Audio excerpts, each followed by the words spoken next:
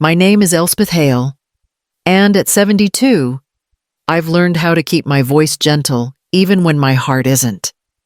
I'm the sort of woman who still folds grocery bags for reuse, who remembers birthdays without needing a calendar, who believes that love, no matter how bruised, should sound polite. People call it patience. Sometimes, I think it's just habit. That night, the habit of patience led me to my daughter's window. The wind along the Asheville Ridge was sharp, carrying the smell of roasted turkey and chimney smoke. From the sidewalk, I could see through the wide dining room glass of Marit's house, her laughter rising above the clatter of silverware. She was radiant in the amber earrings I'd given her years ago. Galen, her husband, poured wine while the children giggled over a bowl of mashed potatoes. The golden light inside made their faces soft and warm. I stood half hidden by the hedge, holding a pumpkin pie still warm in its tin. I'd baked it that morning, out of habit again, just in case they changed their minds and asked me to come. Then Marit's voice carried through the window, smooth and certain. She doesn't even deserve the leftovers. The laughter that followed was thin, like something brittle breaking. Galen looked away. One of the children asked what she meant, and Marit said, "Nothing," before raising her glass. The pie trembled in my hands. I didn't drop it. I just couldn't feel its warmth anymore. I turned from the window before anyone saw me, walking carefully down the slope toward my own side of the duplex.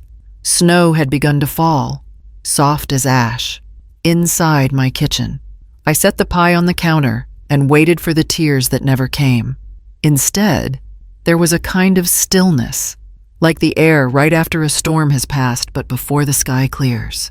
I looked at the clock, at the empty plate waiting on the table, and finally whispered, "That's enough." By sunrise, I knew exactly what to do. The next morning, she found the note I left and everything changed. 5 years earlier, this house still felt like a promise. The paint was fresh, the stairs newly sanded, and Marit stood in the kitchen downstairs, holding her newborn son while Galen carried in boxes. "Just until we get started," she said. "We'll pay you back as soon as we can." I smiled, waving my hand. "You'll pay me back by sleeping at least 4 hours tonight. That's all I want." It wasn't charity to me, it was family. The duplex had been my late husband's last project, and keeping Marit close made the quiet less painful. I cooked, babysat, paid the property taxes, and called the plumber when the pipes froze that winter. When Galen's job slowed, I slipped envelopes of grocery money under their door. No one talked about it. Kindness worked best when it wasn't tallied. The first shift came small. One evening, Marit asked if I could watch the baby while she attended a company dinner. It's last minute. "Mom, you're always saying you miss him." I said yes. Of course, I always said yes. But soon the dinners became weekends, and the weekends became weeks. I learned her schedule through the notes she left on the counter, always signed thanks instead of love you. When Galen's consulting work picked up, they replaced their old car. Then came a second, a sleek one that caught the sunlight like a mirror. I mentioned the new purchase lightly. "Pouring coffee." "You've worked hard," I said. Marit smiled without looking up from her phone. "It's nice to finally breathe without worrying about money." I wanted to say, "You never really had to," but I didn't. Instead, I baked another pie that weekend, hoping the smell would pull her upstairs. It didn't. A year later, she told me, "Mom, we just need our own space." Her tone was polite but firm, like she was discussing a lease, not a bond. "Of course," I said, folding the dish towel in my hands.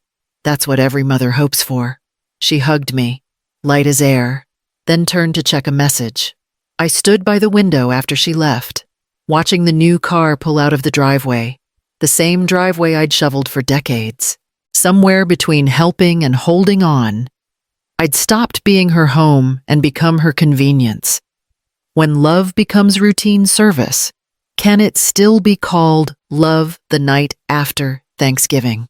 I sat at the kitchen table with my phone, the same way other people sit at confession. I called Marit once, twice. Both times her voicemail answered with that cheerful recorded tone. "Hi, it's Marit." "Leave it short," I did. I said, "Just wanted to make sure you got home safe. I made pie." My voice cracked on pie. An hour later, I sent a text. "Thinking of you. Hope the kids enjoyed dinner." The message showed delivered, but never read. By morning, the silence had grown heavier than anger. I was rinsing the same coffee mug for the third time when I heard a knock. Odette stepped in without waiting to be invited. We'd been neighbors too long for formalities. "Marit still hasn't called?" she asked. "Setting down a grocery bag." I shook my head. "She will," Odette said, though her tone said otherwise. "You're parenting an adult who's forgotten you're human. That's what happens when you make life too easy for people. She's not cruel," I murmured. "No," Odette said, pulling out 2 cinnamon rolls. "She's comfortable. Comfort makes people blind." I sat down opposite her. She said, "Immediate family only." That's what her message said. Odette looked at me, slow and sharp. "And who gave her that family? Who paid the down payment on the house she calls hers?" I opened my mouth, then closed it again. The truth was sitting in the drawer beside me, the file marked deed and taxes. Edges curled from years of handling. I pulled it out, laid it on the table. Odette watched as I smoothed the top page. "You thinking what I think you're thinking?" "I don't know what I'm thinking," I said. My fingers traced the faint ink of my late husband's signature, the one that had given me this roof and them their start. Odette leaned forward. "Then start by thinking of yourself." She left the rolls on the counter when she went home. I didn't eat them. I sat there until dusk, the deed open before me, the ink catching the dim light. "Immediate family only," I whispered. "Then this is immediate too. What boundary can hurt less than silence itself?" By dawn, I had stopped trying to sleep. The quiet felt heavier than the dark, pressing against the walls like a secret waiting to be spoken. I made tea, sat at the maple table, and pulled out a sheet of stationery cream paper with a faint pressed flower border. It had been years since I'd written Marit a letter. The pen felt strange in my hand. I started slow, every word measured. "Marit, I love you, and I want us to find a way back to respect before there's nothing left to save." I paused, staring at the ink. Then I wrote the rest, not as a plea, but as a boundary I would like us to attend family counseling together within 30 days. I will schedule it if you agree. If we cannot do that, beginning January 1st, you and Galen will need to begin paying rent for the downstairs apartment 2/3 of the market rate. This is not punishment. It is structure. Structure builds respect. I ended it the only way I could, with love. Not anger, Mom. I read the note twice before folding it. There was no heat in it, only steadiness. For the first time in years, my hands didn't shake. By 6 o'clock, the horizon had started to pale. I slipped into my coat, the letter tucked under my arm. The neighborhood was still half asleep. The only sound was the hum of a milk truck turning the corner. Marit's porch light glowed faintly as I climbed the steps. I slid the envelope through the narrow mail slot, hearing it land softly on her table inside. The sound was small but final, like the closing of a long argument. I stayed there a moment, breathing in the crisp mountain air. For once, I didn't picture her reaction. I didn't imagine her anger or tears. I just watched the first light of morning slide across the roofs and thought of how still everything felt, like a held breath before the truth arrives. Then I turned and walked home, the cold nipping at my fingers, my steps steady. When kindness gains a spine, who will call it cruelty? By afternoon, the knock came hard enough to rattle the doorframe. I had been expecting it since sunrise. When I opened the door, Marit stood there, hair unbrushed, eyes wide and red. She held the letter in her fist, creased and trembling. "Mom, please, no." Her voice broke halfway through the word. "You can't mean this." "I do," I said quietly. "You're punishing me," she shouted, stepping into the kitchen. "Over one stupid night, you're really going to start charging us rent like we're strangers." I folded the dish towel I'd been holding and set it on the counter. "I'm not punishing you. I'm protecting what's left of me." "That's ridiculous," she said. "You're acting like we're enemies." I met her eyes. "You've treated me like an obligation for years. Maybe we both forgot I was a person." Merritt's breath caught. She looked toward the window as if searching for words that wouldn't come. "We've just been busy," she muttered. "We have our own lives now, lives built under this roof." I said, "I never wanted repayment. Marit, just respect." She laughed once sharp, nervous, and a rent bill screams respect to you. Before I could answer, Galen appeared behind her. His shirt was half tucked in, his face pale. "Elspeth, maybe we can talk about this calmly." "I'm calm," I said. He rubbed the back of his neck. "Look, we all said things we shouldn't have. Marit didn't mean that comment. It was a bad joke." Merritt spun toward him. "Don't take her side, I'm not," he said, lowering his voice. "But we went too far. You know we did." She stared at him, stunned by his quiet. Then she turned back to me. "You'd really do this, force your own daughter to pay to live here?" I took the letter from her shaking hand, unfolded it, and pointed to the final line. "With love, not anger." I meant that then, and I mean it now. Merritt's mouth trembled. "It feels like a threat." "It's not a threat," I said. "It's a mirror. I just want you to see what I see." For a moment, she said nothing. The clock ticked between us, steady and unbothered. Then she pushed the letter back toward me and whispered, "I don't even recognize you anymore." I reached for her arm, but she pulled away, tears shining in her eyes. Galen followed her out, closing the door softly behind them. The house was silent again, but it felt different now, like something fragile had finally cracked open. Will a line drawn in love ever be crossed with respect? The counseling office smelled faintly of lemon and paper. A small clock ticked above the framed certificates. Merritt sat across from me, arms folded, eyes fixed on the floor. Galen kept adjusting his watch band. The therapist, a calm woman named Dr. Kearns, waited until the silence settled. "Let's start with why we're here," she said softly. "You'll each speak in I statements. No accusations. Just how you feel." Merritt sighed. "I feel pressured. My mother sent us a letter that felt like an eviction notice. It wasn't." I said, my voice even. "It was a boundary." "Boundaries don't come with price tags." Merritt shot back. Dr. Kearns raised a hand. "Let's pause. Elspeth, can you share how you felt that night I looked down at my hands, folded in my lap, when I was told I didn't deserve the leftovers?" I said slowly, "I felt disposable. Like all the years I spent helping, loving, and showing up didn't matter. That's why I wrote the note. I needed to matter again." The words hung in the air, heavier than I expected. Marit's shoulders tightened, but she didn't speak. Dr. Kearns turned to Galen. "What was that night like for you?" He hesitated. I laughed. He admitted quietly. "Not because it was funny, but because it was easier than starting a fight in front of the kids. I thought it would just pass." Marit's head snapped toward him. "You could have told me it was cruel I did," he said, his tone careful. "You said I was overreacting." Dr. Kearns let the silence work again. Then she said, "Marit, what do you hear your mother saying?" Beneath the anger, Marit's voice softened, almost unwillingly. "That I hurt her. And how do you feel about that?" She took a long breath.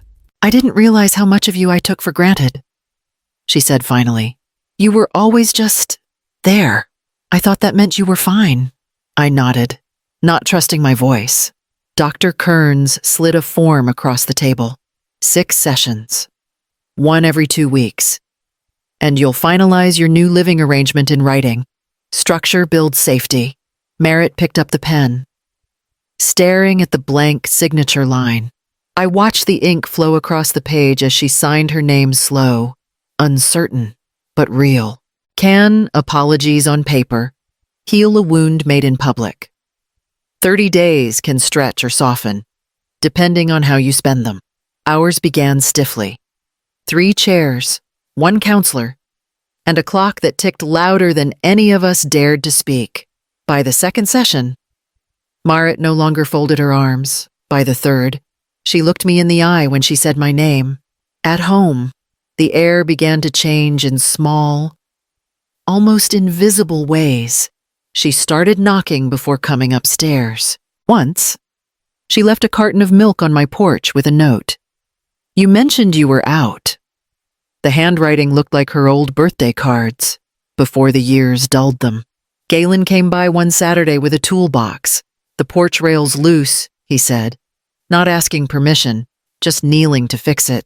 When I tried to thank him, he shook his head. I should have done it long ago. We still had quiet arguments about rent slips, about whether she should leave the children upstairs during sessions, but they no longer cut. They ended with softer words, sometimes even laughter. One night after counseling, she lingered by the door. Mom, she said, voice low, do you really think we can get back to how we were? I took her hand, older and thinner now, but still warm. No, I said, but we can be something better. Something honest. By the last week of the month, Asheville's maples had turned rust and gold. The city smelled of spice and smoke again, and everyone spoke of Thanksgiving plans. I decided to host my own version, a leftovers table for the neighbors who would otherwise eat alone. Odette brought soup. The widower next door brought cornbread. A college student from down the street arrived shyly with store-bought pie. We sat on the porch wrapped in blankets, the railing newly mended, laughter rising into the cold air. Near dusk, Marit appeared at the edge of the walkway, holding 2 foil trays. She didn't speak, just set them on the steps and stayed a moment longer than necessary. I nodded, not inviting, not refusing, just acknowledging. She smiled, almost to herself, and walked back down the hill. I turned to the table, where the soup still steamed and the company waited. Can warmth shared freely return the warmth once withheld by early evening? The porch was alive with small sounds, spoons against bowls, low laughter, the soft crackle of candles in glass jars. I ladled soup into mismatched cups while Odette poured cider. The air smelled faintly of thyme and wood smoke. It wasn't a real Thanksgiving dinner, but it felt close enough. Across from me, Mr. Langley from next door told a story about his late wife's cranberry relish. The college boy laughed so hard he spilled cider on his sleeve. For the first time in years, the house didn't feel divided. It breathed. A car door shut down the hill. I didn't look right away, just kept stirring. The porch steps creaked. Then a voice behind me said softly, "You still set the table better than anyone." I turned. Marit stood there, holding a foil tray in one arm and a folded paper in the other. Her hair was pulled back. No makeup, just tired eyes that looked like mine. I didn't want to interrupt. She said, "You didn't." I told her. "There's always room." She hesitated, then stepped forward and set the tray beside the soup pot. "Turkey," she said. "From our dinner. There's plenty." The guests kept their voices low. Sensing something private unfolding, Marit unfolded the paper with both hands. The corners smudged. "I wrote this," she said. "Dr. Kearns said I should try saying things out loud." She swallowed. "I was wrong to forget that you built the table I now sit at. I was wrong to make you feel small in a home you gave us. I can't undo it. But I can start being someone worth your love again. The paper trembled as she lowered it. For a long moment, no one spoke. Even the candles seemed to quiet. Then I stepped forward and reached for her hands. You don't have to earn what was never taken away, I said. Her breath caught, and the words fell out in a whisper. I miss you, Mom. I'm right here, I said. She hugged me then carefully, as if testing whether forgiveness would hold. It did. I felt her shoulders shake once, then settle. When she pulled back, her eyes were wet but steady. Behind us, someone laughed again. The sound spread easily, like warmth spilling through open doors. Merritt smiled toward the table, then back at me.